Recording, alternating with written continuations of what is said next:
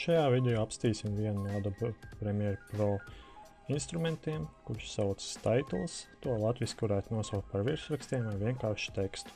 Bet pirms darām to, ir jāizvēlas attiecīgais video, kurā ievietosim tekstu, kā arī tam jāizveido sekvence. Kad tas darīts, varam sākt darbu ar virsrakstiem. Izvēlamies menu Title, Default Style, Default Role, Default Crawl. Ir 3 opcijas, kuras piedāvā Adobe Premiere Pro. Pirmā no tām ir vienkāršs teksts, kas būs, varētu teikt, kā stāvošais teksts.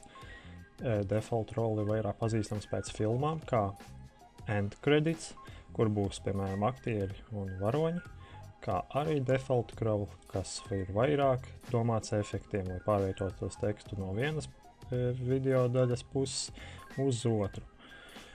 Sāksim ar pirmo, Default Style. Pirmais loks, kas parādās, ir ievadīt tieši virsraksta nosaukumu. Tas gan nav pats teksts, kas būs iekš virsraksta, tas tikai nosaukums, lai attiecīgi atrastu objektu. Ievedam virsraksts 1. Kā redzams, svarīgi arī ir norādīt, kāds ir video izmērs un kadru skaits sekundē. Apstiprinam. Mums atveras jauns loks, kurā ir ļoti daudz opciju. Tomēr tas salīdzinoši vienkāršs, jo katrai opcijai ir nozīmēts kāds atbilstošs simbols. Kā redzams, kreisajā loga pusē ir dažādi instrumenti, ar kuriem iespējams, piemēram, pārvietot tekstu, pievienot šo tekstu, pievienot tekstu arī kādā noteiktā laukumā, lai tas neiziet no tā laukā, izveidot kādas noteiktas formas teksta, kā arī pievienot dažādas figūras. Augšdaļā ir iespējams mainīt paragrāfiskos iesaistījumus tekstam, kā piemēram to novietot kreisajā pusē, centrēt vai labajā pusē. Ir iespējams arī patīt video uz priekšu, lai redzētu, kā teksts izskatīsies konkrētajā laika brīdī, video laikā. Labajā pusē ir piedāvājums dizaina opcijas tekstam, sākot no dažādas transformācijas līdz pat ēnojumam un fonam. Apakšējā daļā ir iespējams izvēlēties Adobe Premiere Pro piedāvātos stilus tekstam, kuri jau ir izveidoti iepriekš. Šeit ir iespējams arī saglabāt savus stilus.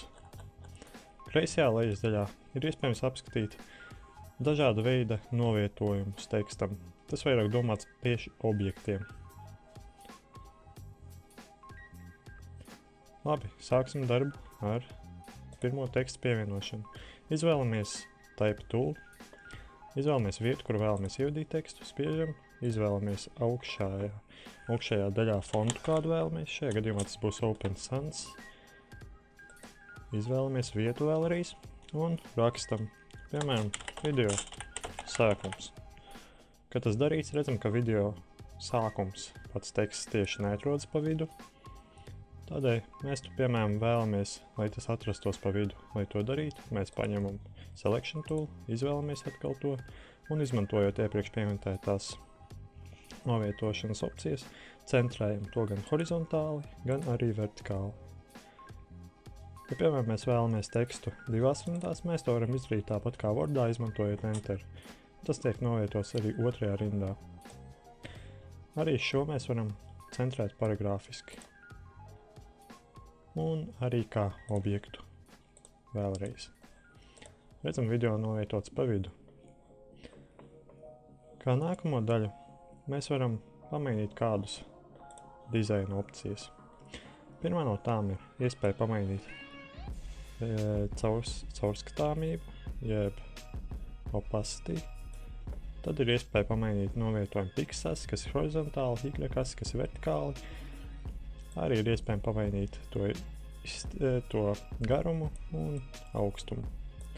Atkal fontus pamainīt, fonta izmēru un arī pasteikt to garāku vai šaurāku. Ir iespēja arī atstatumu starp rindām palielināt, kā arī atstatumu starp burtiem un atstatumu starp burtiem no teksta vidusdaļas.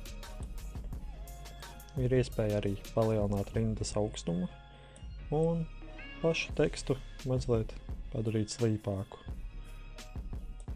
Ir iespēja arī pievienot, piemēram, apakšsvītru, pasvītrojumu Un arī pamainīt teksta krāsu, piemēram, uz ko spožu sarkanu. Ir piedāvājums arī ne tikai parastas krāsas opcijas, bet arī gradients, jeb pāreja no vienas krāsas uz otru. Mēs šajā gadījumā paņemsim, piemēram, baltu sarkanu, kā redzam, ir, un arī citas opcijas. Šajā gadījumā gan mēs paņemsim labāk vienkārši tekstu baltu, jo mums ir melns fons, un pamainīsim tā caurspīdīgumu uz mazliet, uz kādiem 83%. Ir iespēja pievienot arī iekšējo līniju. Kā redzam, pats teksts ir balts, bet tam iekšas līnija ir sarkana.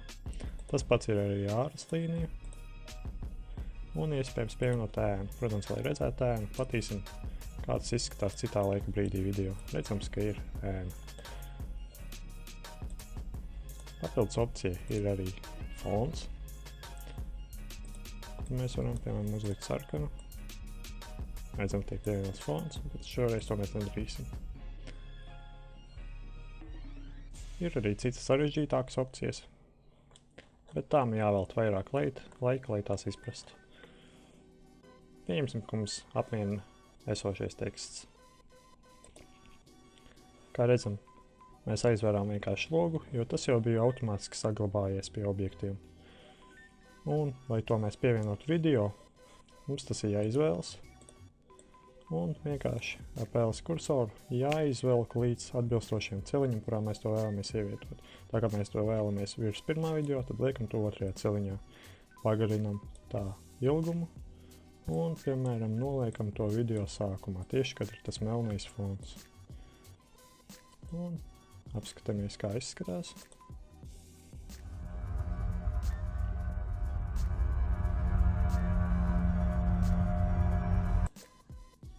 Šķiet, ka būs pietiekami labi. Pārējām pie nākamās opcijas, kas ir Default Role. Atkal ierakstam nosaukumu, virsraksts 2 šajā gadījumā. Un, kā redzam, viņš atstāja to pašu laika sprīdi, kurā mēs jau bijām, to pašu arī parāda. Un pievienosim, piemēram, šajā gadījumā attiecīgi kaut ko līdzīgu end credits. Kā piemērā tas būtu varonis filmai un attiecīgi varoņa aktieris, kas attēlo šo varoni. Kā redzams, nav izvēlēts atbilstoši labs fons, tāpēc pamainīsim to no esošajiem piedāvātiem stiliem. Redzams, pats uzreiz automātiski viss dizaina sadaļās nomainās, izvēloties attiecīgo stilu un, piemēram, pavairosim šo ielīmējot vairākas reizes. Salīdzinoši neveiksmīgi, bet pieņemsim, ka mūs tas apmierina.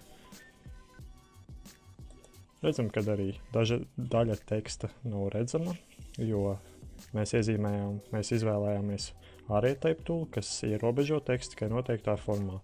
Bet mēs varam pateikt, ka turpinās teksts arī aiz šīs formas, jo norādīta ir pluszīmīte, tā teksts ir turpinās.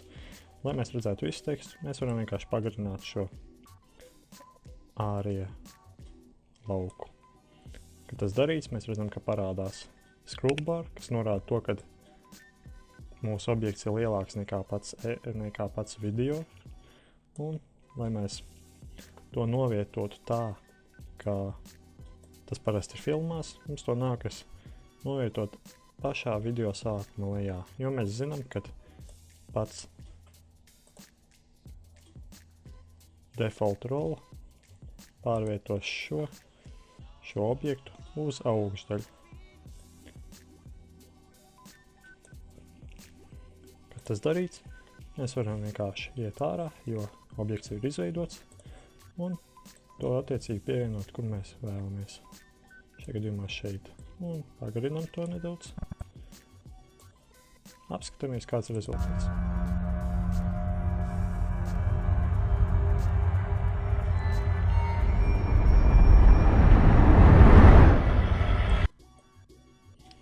Izskatās, ka viss noritēja veiksmīgi. pārējām pie trešā soļa, kas ir default crowd, vairāk pazīstams ar teksts ar efektiem, ar ienākošo vai izējošo efektu uz kādu no pusēm. Pieņemam, ka turpinam ierasto virsraksts 3, izveidojas uzreiz objekts, atveras loks, kurā ir iespējams pievienot tekstu. Pievienojam tekstu, piemēram, šoreiz pievienosim to nevis horizontālā veidā, bet vertikāli, kā norādīts ar bultiņu. Rakstam teksts. Izvēlamies to mazliet saspiestāku, lai ieiet ekrānā. Vēl mazliet. Un pamainam tā efektu uz ko spožāku. Izskatās tīri ok. Papildus varam pievienot arī ko interesantāku, piemēram, tekstu pēc noteiktas formas. Sākumā, lai to izveidot, mums jāizveido forma pati par sevi. To sākam ar vienu pēles klikšķi, tiek izveidots pirmais punkts, izveidojam otro punktu, turam pēles kreiso klikšķi un izveidosim, piemēram, viļņa formu. Un trešais punkts. Kā redzams, tiek izveidots kaut kas līdzīgs viļņa formai. Un tas nozīmē, ka pa šo formu tiks novietot šis teksts. Tagad apstiprinām formu. Viņa pazūd, bet mēs zinām, ka viņa tur ir, jo tiek uzrādīts objekts. Un varam vienkārši sākt rakstīt.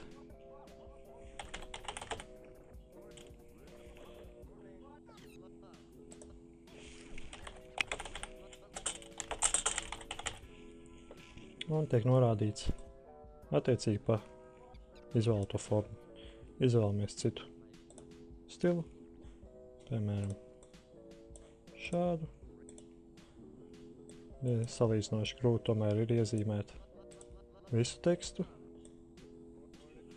jo redzam, ka efekta dēļ daļa no burta iziet ārā no bloka, bet tas netraucē mums viņu pārveidot. Kad tas darīts, mēs varam to apstiprināt, pievienosim vēl kādu figūru ieskata pēc. Un atbilstoši redzam, ka tas arī tiek izveidots pēc stila. Pamainīsim to, piemēram, uz ko šādu. Varam pievienot arī fonu.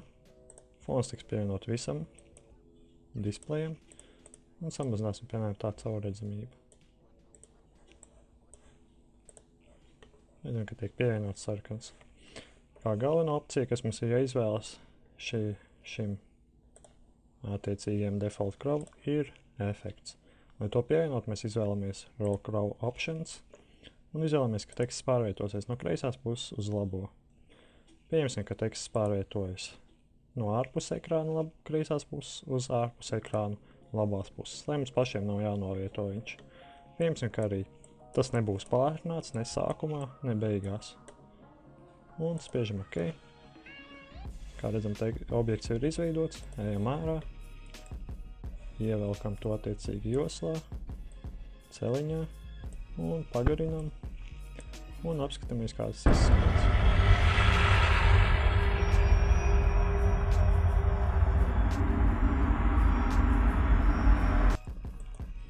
Kā redzams, efekts noritēja veiksmīgi. Tas arī tas, ko vēlējāmies panākt. Varam apskatīt arī kopējo rezultātu.